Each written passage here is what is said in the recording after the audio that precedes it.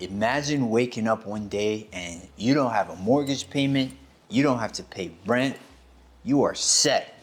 I know that seems a little far-fetched. I am here to tell you that it is possible. If you stick to a plan and you follow it, it's not gonna be easy, it's gonna be hard, but it is worth it. So you've done your homework, you have taken care of paying off all your debt, you've saved your down payment, you have your emergency fund, you've got your stuff together, and you're ready to go out there and buy your first house. So like I mentioned in my last video, which you can check out here, the biggest item in most people's budget is housing, whether you're paying rent or you're paying mortgage. Rent is something that you can end up paying for your whole life, but a mortgage, eventually, you're gonna make your last payment and you're not gonna have to pay it again. I know what you're thinking, 30 years.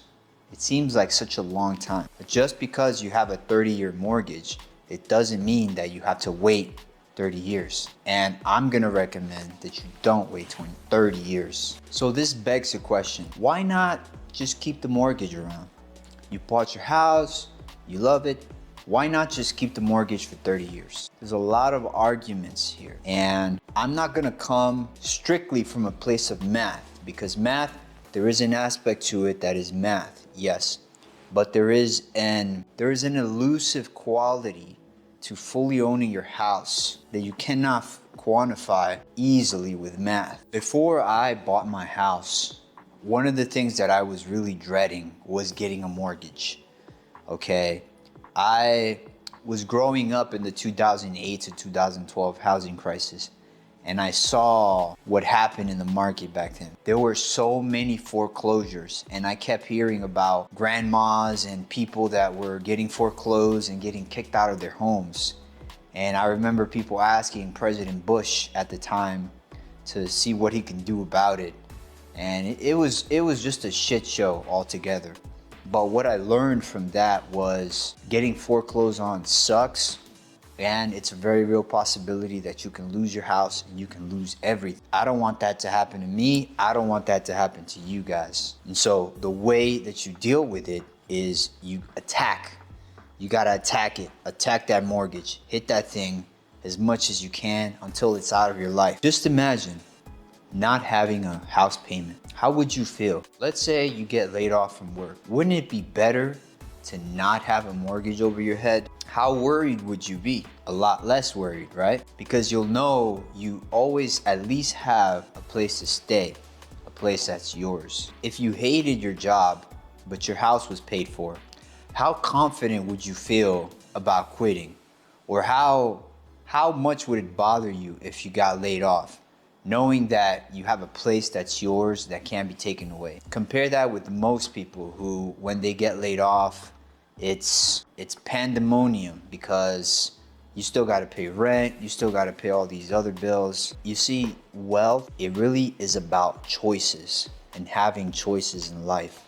Having the best possible choices. That's what it's all about. Money gives you options. Money gives you choices. Now you might be thinking to yourself, Wellington, this sounds all well and good, but how the heck am I supposed to pay off my mortgage? I just bought my house. I have a mortgage payment that fits in my budget. Show me this way of paying it off. Well, I'm glad you asked. And in the very next section, I'm gonna walk you through the math of how to pay off your mortgage faster than 30 years. And no, I'm not talking about, doing a bi-weekly mortgage payment where you make an extra payment every year. That's not what I'm talking about. All right, so I want to take some time to walk you guys through the numbers as usual. I don't want to leave it up to just words, so I want to show you guys some numbers here. So coming back to from where we left off last time, the previous video, which if you haven't watched, I'll leave a link in the description and I'll link it here now. So in the last video, we talked about what's your gross pay, what's your take-home pay, and how much mortgage can you comfortably afford. And now we spoke about the rule of thumb being between 20 to 35% of your gross pay. And so if we go, let's go with the highest, let's go with 35%. That means that your mortgage is going to be Well, it's going to be 0.35 times B1. Okay, and that's $3,500 per month that we're going to put towards the mortgage. And that leaves us with $4,500 for everything else in life. Now, we have that figure here, and what we need to do is figure out how much we are gonna budget for other things in our life besides the mortgage. So food, how much do you typically spend on food? So if you're not budgeting, now is a good time to start. You know, let's say you are a single person and you're only really feeding yourself, you might be able to get by with $500, right? And this is all market specific, right? Because I'm telling you right now, food in California and food here in Las Vegas, it ain't cheap. But if you're somewhere like maybe Texas or Oklahoma, or somewhere in the Midwest, you'll probably get by with less than that. So again, the beautiful thing about these budgets and these spreadsheets, which I will share with you, is that you can put the numbers that fit you. So I'll go ahead and go back to 1,000. Utilities. This is going to be electricity. It's going to be gas, garbage, whatever other utilities that you have to pay regularly. Now 500 seems a bit high, so let's come down to something a bit reasonable. Clothing, fun things, and then you can add things here, the things that you want. If you have kids, you might have to put childcare here. Put things here that you need to pay for, and give yourself a little room to do some other things as well. Maybe you want to invest some money, for example. Even if you want to invest $1,000 a month, you're still gonna have $1,700 left over to play with. And this is the amount that you can put towards the mortgage extra. Now, if your mortgage balance is, let's say your mortgage balance is $350,000. Let's say your purchase price for your house was $480,000, okay? And you came in at 20% down payment, which leaves you with this mortgage balance, okay? All right, so that's the amount that you have to start attacking when you first get your mortgage. Let's figure out what that looks like. So before I jump into the next video, I wanted to touch on this. It might seem obvious, but I thought I'd mention it. The $1,700 a month in this example that we're going to be putting towards a mortgage every month, it's an amount that you're not obligated, you're not contractually obligated to do. So if something comes up one month and you need that $1,700 for something else, or you need a part of it for something else, that's totally okay. You're not contractually obligated to pay that amount. It's something that you're choosing to do for you, for your family, for your future. With that said, you still have to make your monthly minimum payment. Whatever the amount was when you signed your mortgage documents, when you bought your house, that you still have to pay. All right, so your mortgage balance is $384,000, and you have $1,700 to play with every month to throw at the mortgage. So we'll come over here to the payoff calculator, the mortgage payoff calculator. Shout out to Dave Ramsey. Yes, I'm using Dave Ramsey. This is the best calculator that I've found so far on the internet. Put the numbers in. Let's assume a 6% interest rate. Now check it out. If you put that $1,700 towards a mortgage every month, this is what will happen. First of all, you're gonna save $304,000 on interest payments. Why? Because you're paying it off faster. And if you pay off like the whole 30 years, every one of your payments, here I'll show you the schedule. Every one of your payment includes a principal amount and an interest amount. But that extra payment that you make every month, it all goes towards the principal. If you guys like the content that you're seeing, if you find value in this, please hit the like button, click on subscribe, and back to the show. Not only will you save yourself a ton of money by paying your mortgage faster, you'll also do it in 19 years sooner.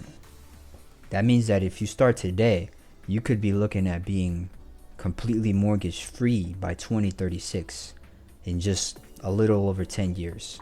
How awesome would that be?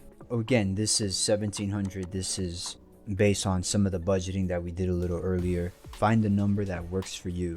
You can pay your house off as fast or as slow as you want. It's totally up to you. You make, let's say, $100,000 a year. If you do the math, it could take a very long time to pay off the mortgage. But let me ask you this. What could you do to bump your income up, to double your income? I want you to think about that for a moment. See, because when you take on the challenge of paying off your mortgage or paying off something big, it's gonna force you to stretch yourself. It's gonna force you to look at different things, open up new avenues, try new approaches. It's gonna force you to grow and to become someone that can multiply your income. And how do you multiply your income?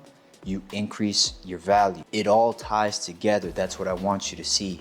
I'm not there yet myself. This is where I'm at in my journey. But I hope that by sharing with you, it can impact your perspective. It can change your point of view and thereby change your habits so that you can build habits that will build your wealth. And what is more tangible than owning real estate? It is a big goal. I'm not gonna lie to you. But if you are somebody that you want financial security, peace, and stability, then it is absolutely worth it. I can tell you this. See, I was born in the Dominican Republic, and over there, a lot of the people there own their homes fully. They own their land. And you can look at them from a certain perspective, and people out there in the rural villages, and you can say, hey, look, they don't have like freaking electricity 100% of the time. They don't have running water in a lot of places. They don't have fancy cars or nice things. You could look at that and you can say that they're poor. But I look at that and I say, you know what? They own their land, they own their property, and no one can take that away from them. And what I can tell you from having been there, having visited them, having spoken to them, is that they have such a chillness to them. They have such a stress-free life. Like, I remember one time there was a delivery guy, right? Like one of the Amazon guys, they deliver stuff. The guy came to the house, he delivered what he needed to deliver. Then he came, he sat down on the couch. We had coffee with him. We just chit-chatted about life. It's very easy going. And, I'll never forget that feeling of, wow, when you own your place, it really, you're not stressed about anything. You're not worried about anything. And we live in a society now where everybody's stressing. Everybody's running left and right. We're living paycheck to paycheck, thinking about, how am I gonna pay rent? How am I gonna pay mortgage? How am I gonna pay my bills? And if you look around, you'll see it. There's so many homeless people here.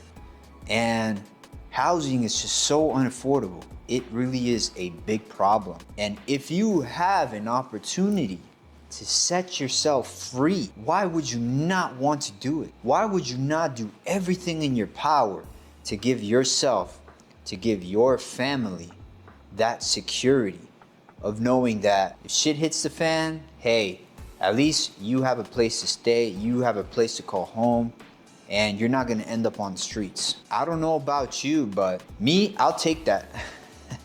I'll take that anytime, and you should too.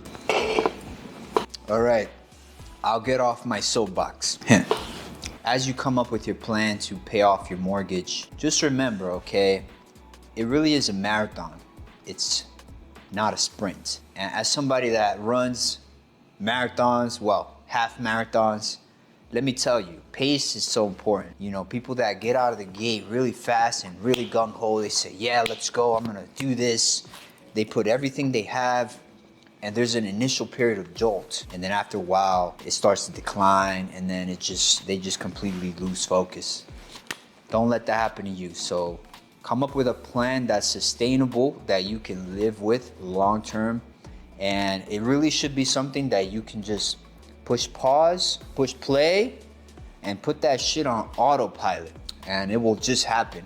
And it could happen a lot sooner than you think. But if you don't give yourself the challenge, then how likely is it that you're gonna complete it by 30 years? Again, I keep saying this, but just imagine walking out into your own backyard and you've paid off your house. That grass is yours. There's no more mortgage attached to the property. Do you know what mortgage means?